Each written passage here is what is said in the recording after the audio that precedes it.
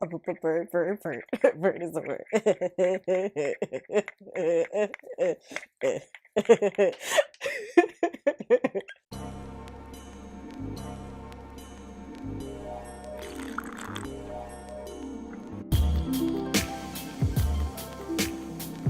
Hi everyone, welcome to my channel. Welcome to the third episode of Craft and Sip. Hey, that's my line number. Hey, you know what? This video has a lot of coincidences going on already. Okay, I haven't even had a drink of anything and I'm way too hyper.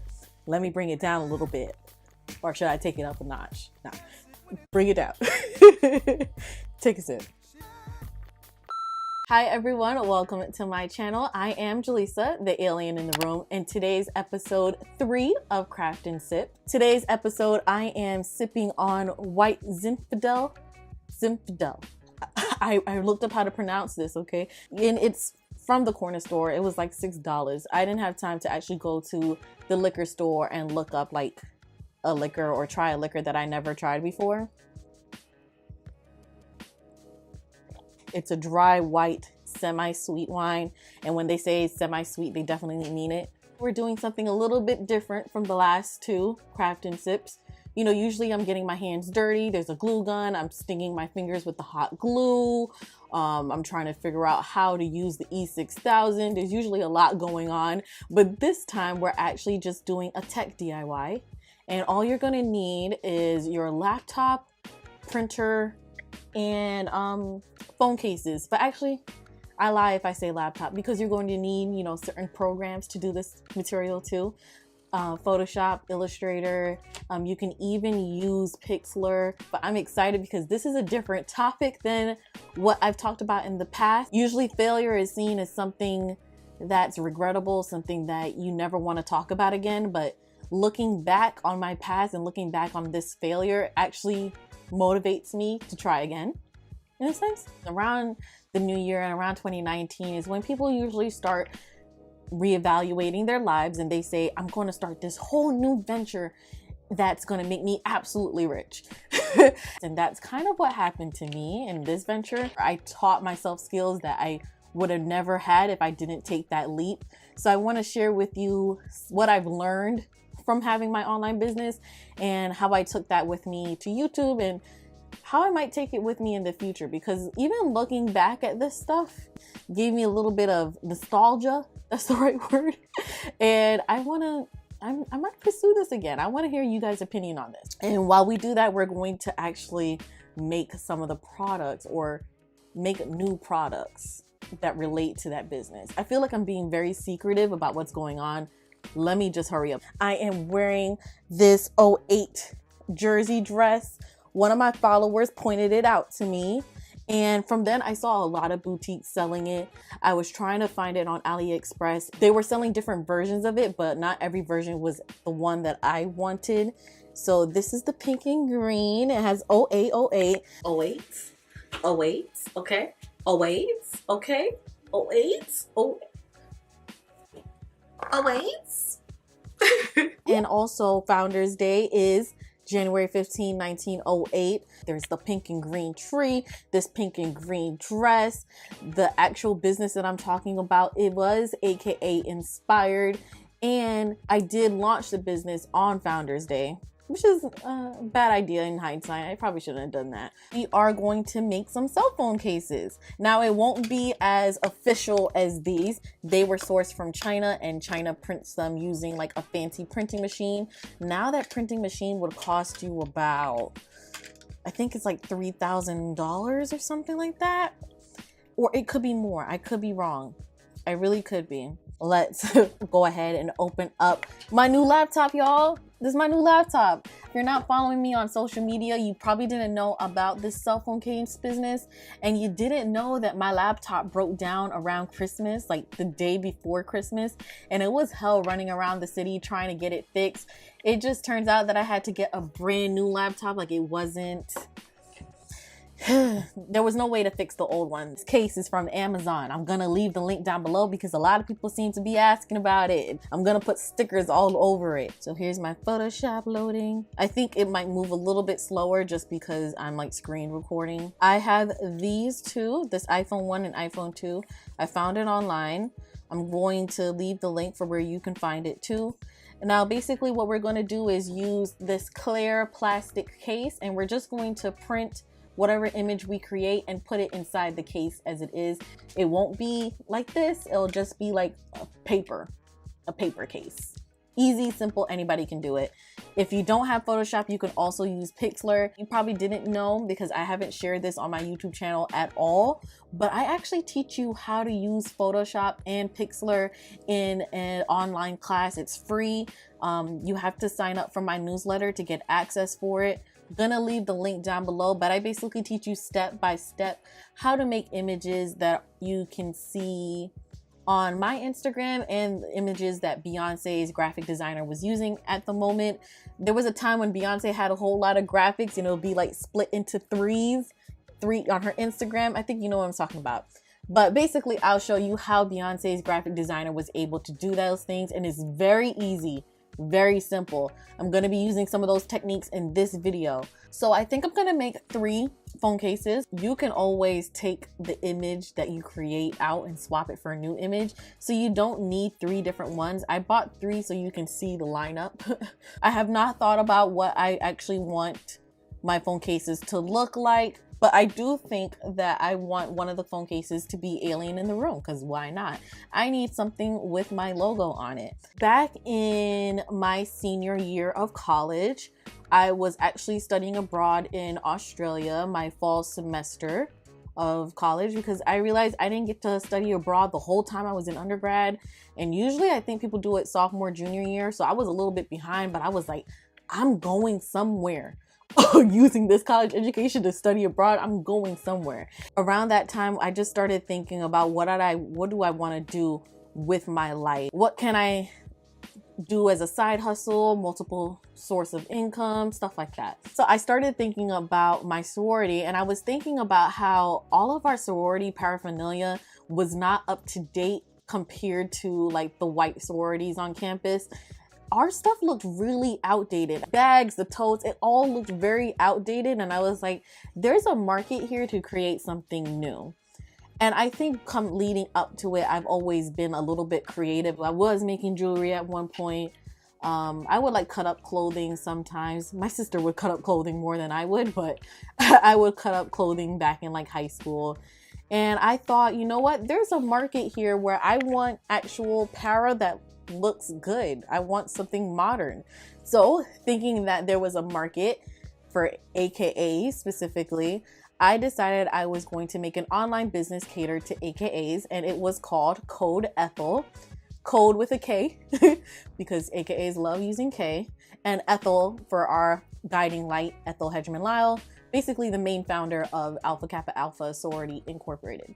And to start off small, I was like, okay, I'm going to start with cell phone cases. It was mostly because I thought that that was something a little bit more universal than like a shirt. I realized like when you have to think about shirts or t-shirts or anything like that, you have to be concerned about proper sizing of items. You don't know how many people are going to be small, how many people are going to be medium, how many people are going to be large. So it gets very complicated. Whereas a cell phone case was something that's kind of like a one size fits all deal. And you know what? A cell phone case isn't necessarily a one size fit all either, because the issue that I had at the time was then figuring out which cell phone cases that I were going to make. Am I making them for iPhone 5 and 4? Am I making it for Galaxy S2? Whatever was going on at the time, I was just like, which case should I make it for? So that was a little bit of a dilemma too. I'm thinking about bringing this back. So, but I know that most of the time people buy cell phone cases just for the durability. They don't really care so much about the design anymore. I like to hear your opinions on that because I'm debating it. I'm really feeling it now. Here are some of the iPhone cases that I made. I guess I was most proud of this one. I feel like was definitely like a flop. This one, the printing didn't come out exactly how it was supposed to. But the others, and I feel like this one kind of didn't print as it was supposed to. But the others, I was like, these were a hit. Okay, this was a hit to me because, you know, AKAs love using a frog, a pink heart, and a green heart. The whole point of me making cases that were like this and didn't outright say AKA or have like the AKA shield on it or whatever was because AKA is obviously a copyrighted, a trademarked organization.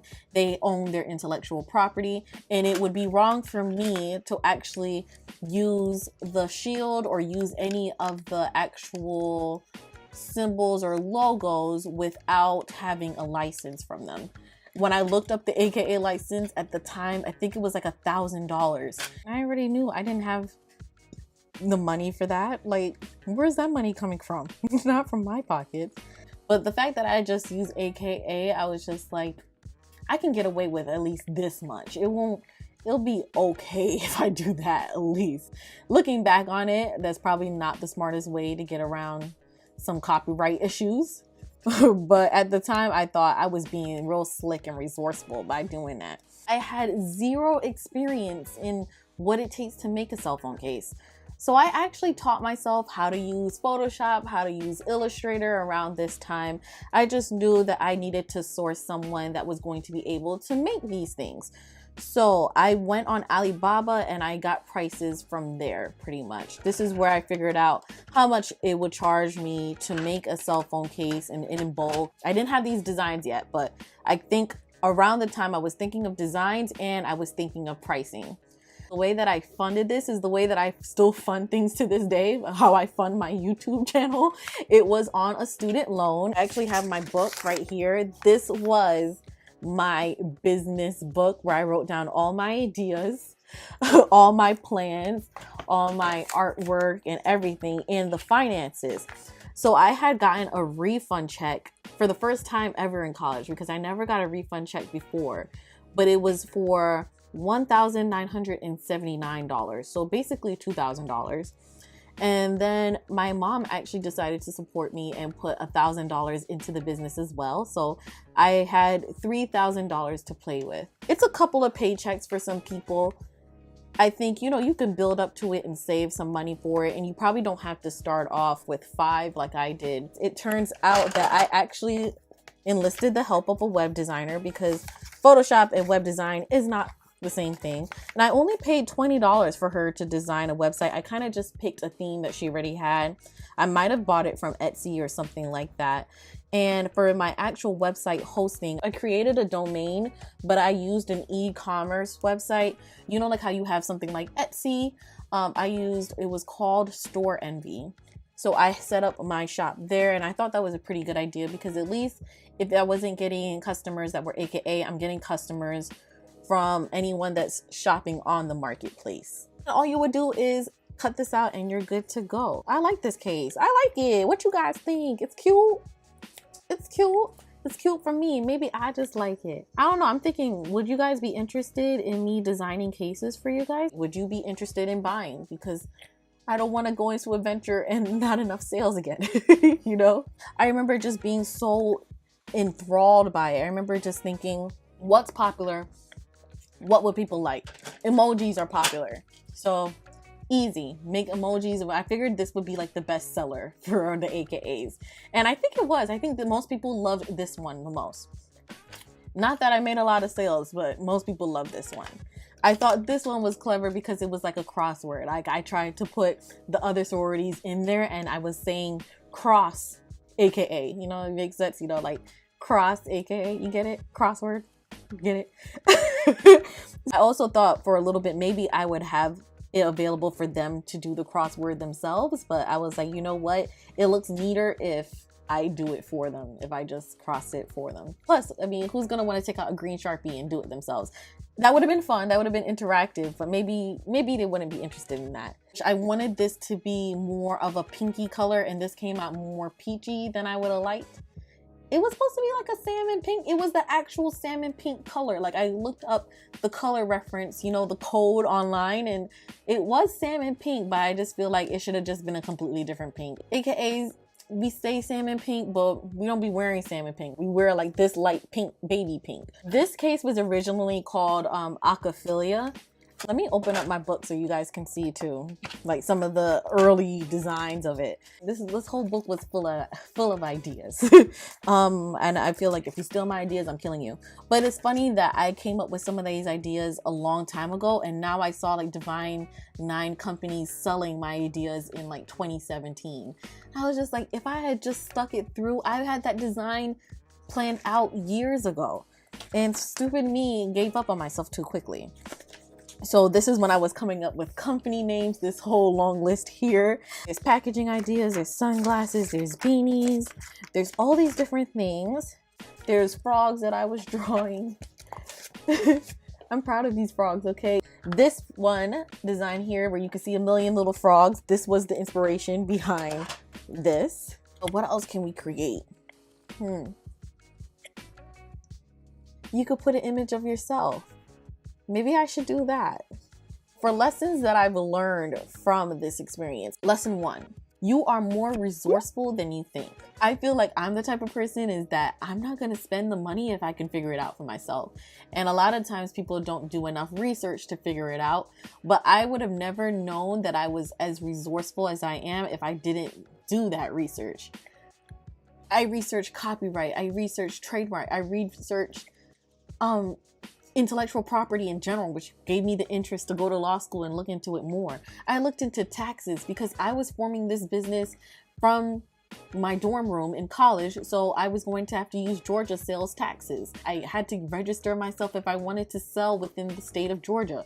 Thinking of ways to get around the fact that I couldn't use Alpha Kappa Alpha, but I wanted you to have some significance to AKA. You're just more resourceful than you think, and I don't think you're going to give yourself enough credit. A lot of times people come to me with questions that are like, how do you do this? How do you do that? And I understand. Like, I understand those questions is you want to learn from someone that you trust, so you're asking me, how do you do this specific thing? I don't mind those questions, and that's why I made the class in the first place, to answer those questions, the free class that I have. And I find that a lot of times people don't even take advantage of the class. Y'all signed up for the newsletter and y'all didn't even pay attention. That's on you. But you have it in you. You have the drive in you. And if you want this, you're going to go after it. You can't keep asking people how to do this or how to do that. If you want to do anything in this life, obviously you have to go for it for yourself. You are more resourceful than you know. You are more slick than you know. You can find ways around loopholes. You don't need a law degree to figure out these things. You know, you're good. The second lesson I learned, I would say, is to not cast your net too small. Now, I told you before, I started this business for AKAs, right? But the fact is, it wasn't just AKA power that was outdated. It was all the sororities that were outdated. I should have stopped just catering to AKA. There is value to having a niche, and when we say niche, you obviously want to cater to a specific group of people. So when I looked at niche when I was first starting this business, I thought, oh yeah, AKA is a specific niche. You got it, you nailed it. No.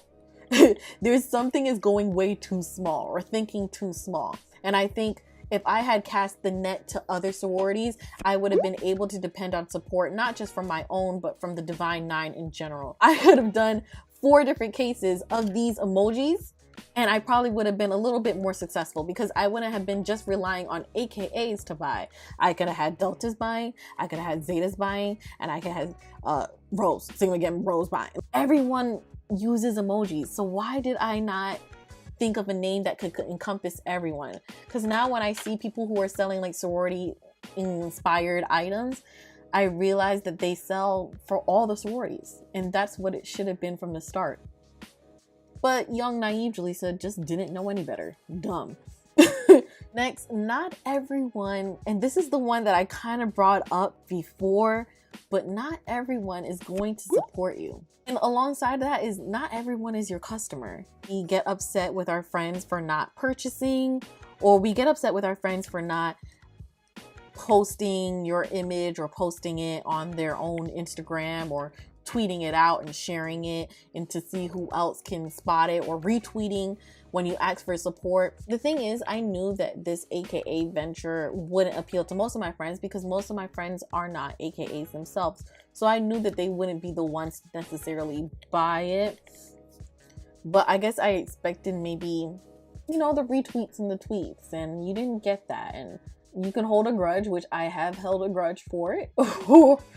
Or you can just chop it up to the game and say they're not your customers and they wouldn't be repeat customers, so you don't have to concern yourself with that. Keep your friends separate from your business. Your friends are there to give you your comfort and support, and your customers are there to buy your product. You know, they're two different people. The business is a harsh, cold world, and especially when you're in it by yourself. There's no one that's going to motivate you like you. There's no one that's going to be in your corner as much as you. And at the end of the day, it's up to you to make all the decisions and come up with the plans. Yes, you can have a business partner. If you do have that, then I guess it takes off some of the pressure. It's still up to me at the end of the day to decide what's the best thing for me to do for my channel. There's only so much another person can do for you. It's up to you to make those decisions and put on your big girl panties. So don't get mad when your friends don't help you in the way that you would like to be helped. Let's do an emoji. Let's do an emoji one. I guess you can do a whole bunch of the cursing one. The cursing one might be cool. I might like that one. Another lesson that I've learned, and I guess I'm still continuing to learn as I age, is to be a little bit more patient and kind with myself. I didn't give myself enough time for the business to succeed or to come into fruition. I kind of felt like I wasn't making enough sales quickly enough, so I just gave up on it. And now, as I said before, when I see all the companies who are doing the designs that I came up with years prior, I think now that there was nothing wrong with the product, there was nothing wrong with what I was making. It was just I wasn't mentally prepared to be patient and to give myself that courtesy. Promotion. Always promotion. Always. It matters. You might recognize this glass from Craft and Sip episode 2, the Christmas special. I told you guys in my last Craft and Sip that I have problems with promotion. I struggle promoting myself. I struggle going after my coin, or going after what I deserve, going after a paycheck, trying to work with brands. And I think when it came to the business side of it, it's all good to think about the product and to think about what you're creating, making sure that, you know, you're building the proper business contacts and everything. But I think I slacked, or I didn't pay enough attention to promotion. And by that, I still mean like social media marketing. I could have made a commercial for social media. Like, you know, I could have done things that would have put the word out there more. I probably could have reached out to, they weren't called influencers at the time, but it was people that had large social media followings. So I could have found AKAs with large social media followings to promote the product and, you know, to give them something for free and see if they would be willing to just shout it out. Because back then in 2013, 2014, we didn't really have influencers. Like, people were now getting into it, so it wasn't all catered, and it wasn't like they would have been like, send me a paycheck. If I figure out something, I'll let you guys know, and I hope you would support. Even thinking of joining those websites that, you know, where artists sell their work and then people can just buy it. YouTubers kind of take advantage of this with like the t-shirt company. What is it called? T-Band? You know, the one that be popping up at the bottom of the YouTube video, like there'll be like a little tab that says like, buy my merch. I might sign up for something like that where I can like sell phones, but they would still get a cut from something that I make. But I feel like it'll be easier because I don't have to worry about printing the item, or even I don't think you have to worry about shipping the item. They do all the work for you. It would just be taking a cut from me. I think that might be a good way to even start out, just because I'm not sure if people are really going to be interested in it. And it seems like it's a no harm, no foul kind of thing. If people don't buy it, then I didn't lose any money. So now we have all these PNGs. We have a couple to choose from. And then from there, we can just print it out, cut it out, and it'll be good to go. We just picked up everything from the printer. This looks pretty dull. It looks like something that was printed. Different paper might, you know, give a different result. Or I'm thinking, what if once we put the gloss on it, it looks better? I don't know if it's the ink. Most businesses fail within their first year, and I didn't take that into account. I was very optimistic, and optimism isn't a bad thing, but you have to also be realistic too. And if most businesses don't take off right away, that's okay. Like, that's how it is. You can't think that you're going to be like this exception to the norm. From far away, it's kind of cute, you know? From far away, it's cute. I like it.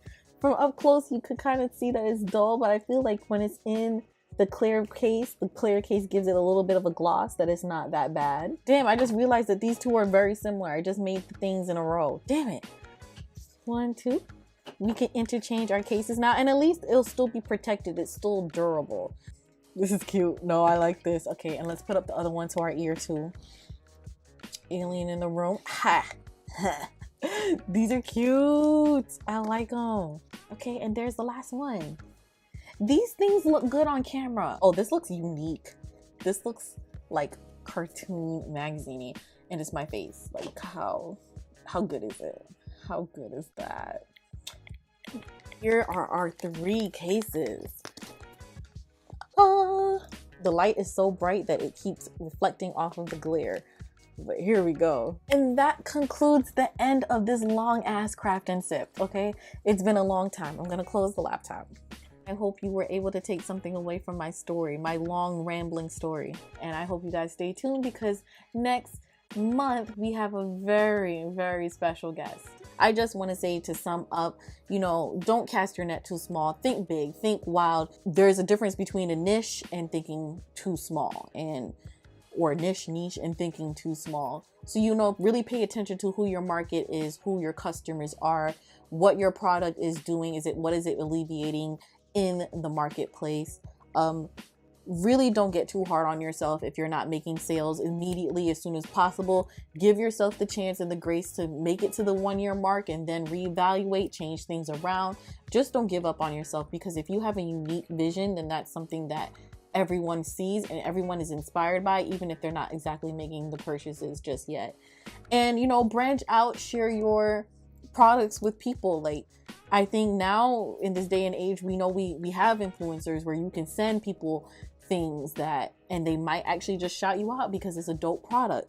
I don't think before I utilized that as much, or I don't think before that was as much a thing, but obviously you have to go after your coin, hustle.